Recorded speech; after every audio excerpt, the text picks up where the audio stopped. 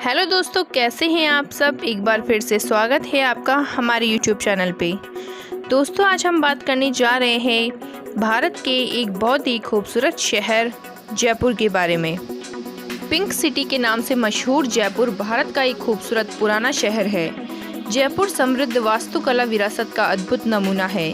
जयपुर में आपकी यात्रा के दौरान कुछ ऐसी ही विरासत देखने को मिलेंगी। यहाँ राजसी इमारतें, वीरता की लड़ाइयों के किस्से, शानदार किले और महलों को देखने का अनुभव अलग ही होता है। सच तो यह है कि जयपुर में आपकी यात्रा के दौरान घूमने के लिए 2 या 4 नहीं बल्कि कई खूबसूरत जगह हैं।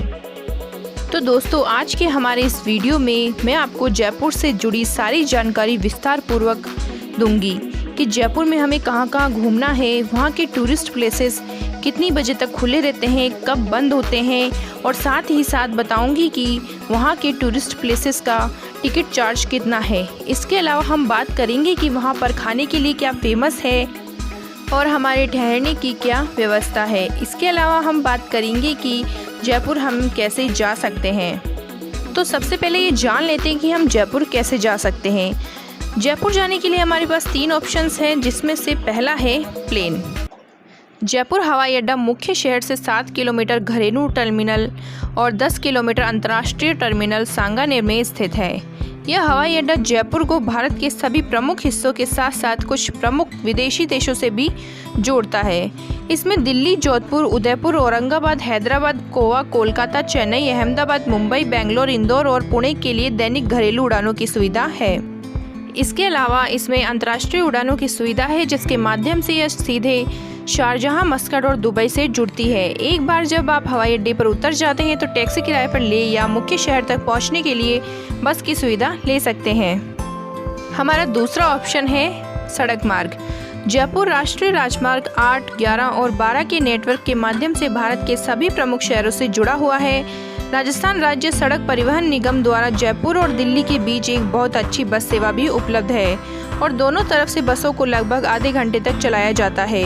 नॉन एसी और एसी वोल्वो बसें हैं, जिनमें एसी बस का किराया अधिक है। जयपुर से आप नारायण सिंह सर्कल या मुख्य सिंधी कैंप बस स्टैंड से बस में चढ़ सकते हैं, जबकि दिल्ली में आप पंडारा रोड पर बीकानेर हाउस से बस ले सकते हैं, जो इंडिया गेट के बगल में है। हमारा तीसरा ऑप्शन है रेल मार्ग। जयपुर भारतीय रेलवे के माध्यम से भारत के लगभग हर हिस्से से अच्छी तरह से जुड़ा हुआ है। कई ट्रेनें हैं जो इस शहर को दिल्ली, मुंबई, अहमदाबाद, आगरा, कोटा, अलवर जैसे अनेक शहरों से जोड़ती है। प्रत्येक ट्रेन जयपुर जंक्शन पर रुकती है और कुछ ट्रेनें गांधीनगर और दुर्गापारा में रुकती है। रेलवे स्टेशन पर उतरने के बाद शहर के भीतर गंतव्य तक पहुंचने के लिए एक ऑटो रिक्शा, बस ले सकते हैं या किराए पर टैक्सी ले सकते हैं। पैलेस ऑन व्हील्स के रूप में एक विशेष शानदार और प्रसिद्ध ट्रेन है जो दिल्ली से प्रस्थान करती है और राजस्थान के सभी प्रसिद्ध स्थलों को जोड़ती है, जिसमें जयपुर, झालावाड़, जोधपुर, उदयपुर, अलवर आदि शामिल है। अब बात करते हैं जयपुर के खास पर्यटन स्थलों के बारे में, जिसमें पहले नंबर पर आता है हवा महल। हवा महल की विशाल इमारत जयपुर के मुख्य मार्ग बड़ी चौपड़ के चौराहे पर स्थित है। इसे शहर के हस्ताक्षर भवन के रूप में माना जाता है और इसे महाराजा सवाई प्रताप सिंह ने वर्ष 1799 में बनवाया था।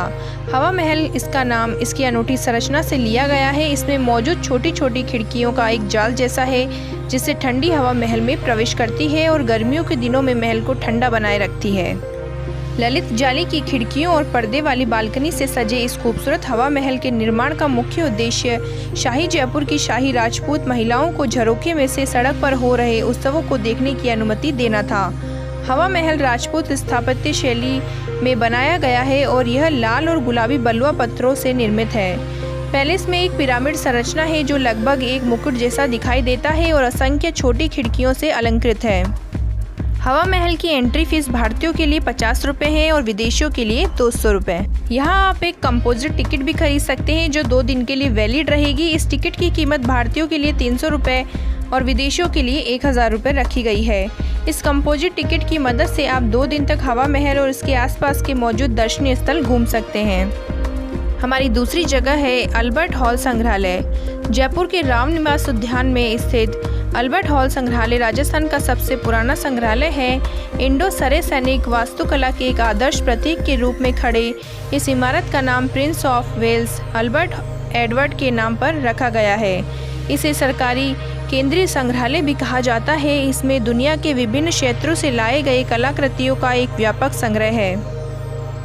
हरे भरे बागानों से सुसज्जित अल्बर्ट हॉल की नींव 6 फरवरी 1876 को रखी गई थी, जब अल्बर्ट एडवर्ड भारत आए थे।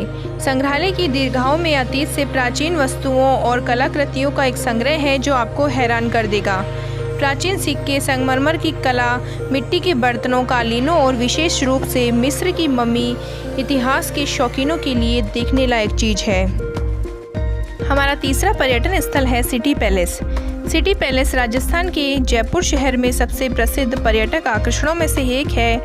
इस महल का निर्माण 1729 से 1732 के बीच महाराजा सवाई जयसिंह ने कराया था।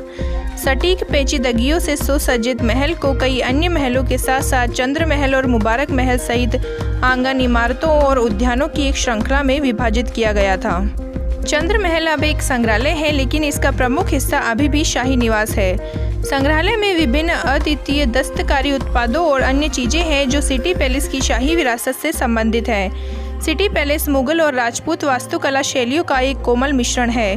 बाहरी दीवार जयसिंह द्वितीय द्वारा बनाई गई थी, लेकिन महल में समय के साथ कई बदलाव हुए। सिटी पैलेस में 3 द्वार हैं, जिनमें से वीरेंद्र पोल और उड़ई पोल जनता के लिए खुले हैं। सिटी पैलेस में घूमने जाने का समय सुबह 9:30 बजे से शाम 5 बजे तक है। सिटी पैलेस की एंट्री फीस भारतीयों के लिए 100 रुपये, विदेशी पर्यटकों के लिए 400 रुपये है। हमारी चौथी जगह है आमेर का किला। जयपुर का सबसे बड़ा किला आमेर किला है, जहां हर साल भारतीयों के अलावा विदेशी भी बड़ी संख्या में पहुंचते हैं। राजधानी जयपुर से केवल 11 किलोमीटर दूर आमेर किला गुलाबी और पीले बलुआ पत्थरों से निर्मित है। आमेर एक छोटा सा शहर है जिसका क्षेत्रफल मुश्किल से 4 वर्ग किलोमीटर है। यह कभी राजस्थान की राजधानी के रूप में जाना जाता था और आज दुनिया भर से आने वाले पर्यटकों के लिए एक प्रमुख आकर्षण केंद्र है। अंबर किला और जयगढ़ किला दोनों ही चील का टीला नामक पहाड़ी के ऊपर स्थित है। किले में शाम को 7:30 से 8 बजे के बीच हिंदी और अंग्रेजी लाइट शो का आनंद लिया जा सकता है। आमेर के किले के खुलने का समय सुबह 9 बजे से शाम 6 बजे तक है। हमारी 5वीं जगह है नाहरगढ़ किला। जयपुर के गुलाबी शहर में स्थित नाहरगढ़ किला है सुंदर और ऐतिहासिक इमारतों में से एक है। नाजुक नक्काशी और पत्थर की नक्काशी के साथ नाहरगढ़ किला एक अभेद्य दुर्ग है जो अपने 2 पड़ोसी किलों आमेर किले और जयगढ़ किले के साथ मिलकर एक बार जयपुर शहर की मजबूत रक्षा करने के लिए खड़ा था।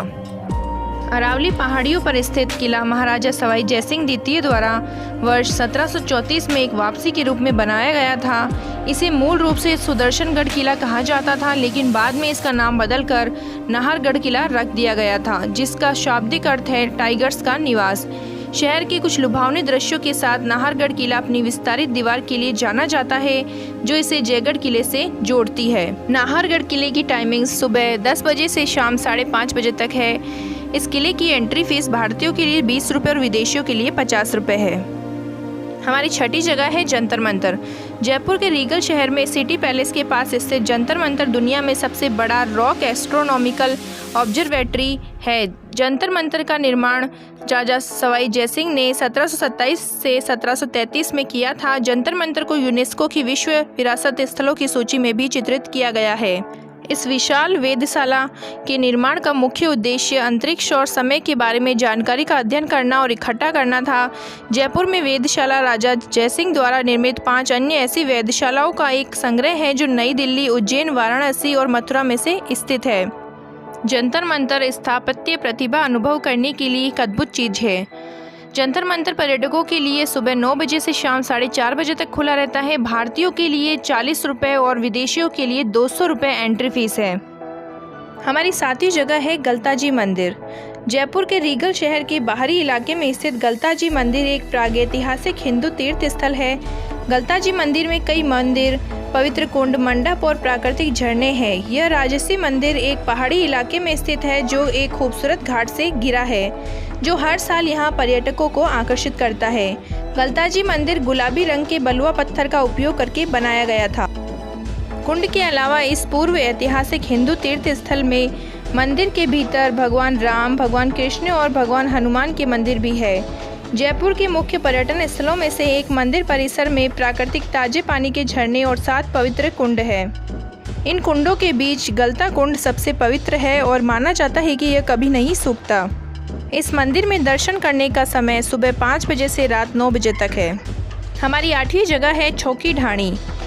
1990 में स्थापित चौकी ढाणी एक लग्जरी रिसोर्ट है जो राजस्थानी गांव की संस्कृति का पर्याय है। यह टोंक रोड पर शहर के बाहरी इलाके में स्थित है। यह प्राचीन कलाकृतियों, हस्तशिल्प, चित्रकारी, लोक कथाओं और मूर्तियों के साथ पारंपरिक राजस्थान का वास्तविक चित्रण है। चौकी ढाणी एक जातीय राजस्थानी गांव का लघु संस्करण है जो सभी आधुनिक सुविधाओं से सुसज्जित है, जो अपने मेहमानों को दुनिया की सर्वश्रेष्ठ आधुनिक दुनिया की विलासिता के साथ जातीय सांस्कृतिक अतीत की झलक प्रदान करता है। यहाँ पर आप लोक नृत्य, गायन, ऊंट की सवारी, कठपुतली शो, भाग्य कथन, कलाबाजी, तोते की भविष्यवाणी करना आदि का लुत्फ उठा सकते हैं। निर्माण से सजावट तक, संस्कृति से लेकर भोजन और आतिथ्य तक सब कुछ आपको एक पारंपरिक गांव में होने का एहसास देता है। चौकी ढाणी की टाइमिंग शाम 5 बजे से 11 बजे तक है। पर्यटकों के लिए इसकी एंट्री फीस है 450 रुपये, बच्चों के लिए 350 और विलेज थाली फूड की कीमत है 700 रुपये। हमारी 9वीं जगह है बिरला मंदिर। जयपुर में शानदार बिरला मंदिर एक हिंदू मंदिर है जो देश भर में स्थित कई बिरला मंदिरों में से एक का हिस्सा है। लक्ष्मी नारायण मंदिर भगवान विष्णु संरक्षक और उनकी पत्नी लक्ष्मी धन की देवी को समर्पित है। बिरला मंदिर लक्ष्मी नारायण मंदिर के रूप में भी जाना जाता है। यह मंदिर मोती डूंगरी पहाड़ी पर स्थित है जहां से भगवान अपने सभी भक्तों को देखते हैं।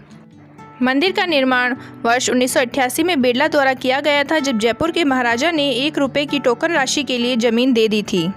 जन्माष्टमी के दौरान बिरला मंदिर की यात्रा करें क्योंकि इस समय मंदिर का नज़ारा देखने लायक होता है। हमारी 10वीं जगह है चांद बावड़ी। चांद बावड़ी एक प्रमुख पर्यटक आकर्षण स्थल है। यह राजस्थानी वास्तुकला के 10वीं शताब्दी के स्मारकों से संबंधित है। चांद बावड़ी भारत में सबसे अनोखे कुओं में से एक है। ऐसा माना जाता है कि चांद बावड़ी को 8वीं-9वीं शताब्दी ईस्वी के दौरान इस क्षेत्र पर शासन करने वाले एक निकुंभ राजपूत राजा चंद के संरक्षण में स्थापित किया गया था। अब बात करते हैं कि जयपुर घूमने जाने का सबसे अच्छा समय कौन सा रहेगा। सर्दियाँ यानी नवंबर से मार्च जयपुर और राजस्थान के अन्य हिस्सों की यात्रा करने के लिए सबसे अच्छा समय है। अब बात करते हैं खाने की। जयपुर खाने के शौकीन लोगों के लिए बेहद लोकप्रिय स्थलों में से एक है। यहाँ के कई पारंपरिक व्यंजन और मिठाइयाँ पूरे भारत में मशहूर है। दाल बाटी चूरमा, इमरती और घेवर जैसी मिठाइयों को और निश्चित रूप से प्रसिद्ध चाट जैसे भव्य व्यंजनों का स्वाद लिए बिना जयपुर की यात्रा अधूरी है। अब बात करते हैं ठहरने की क्या व्यवस्था है। तो जयपुर में आपके ठहरने के लिए बहुत सारे होटल्स आपको मिल जाएंगी। लो बजट से लेकर हाई बजट तक आप अपने बजट के अनुसार होटल का चयन कर सकते हैं। दोस्तों, अगर वीडियो अच्छी लगी हो तो लाइक करें, शेयर करें और अगर चैनल पर नए हैं तो मेरे ऐसे ही नए वीडियोस देखने के लिए चैनल को सब्सक्राइब जरूर करें। फिर मिलेंगे एक नए वीडियो के साथ, तब तक के लिए धन्यवाद।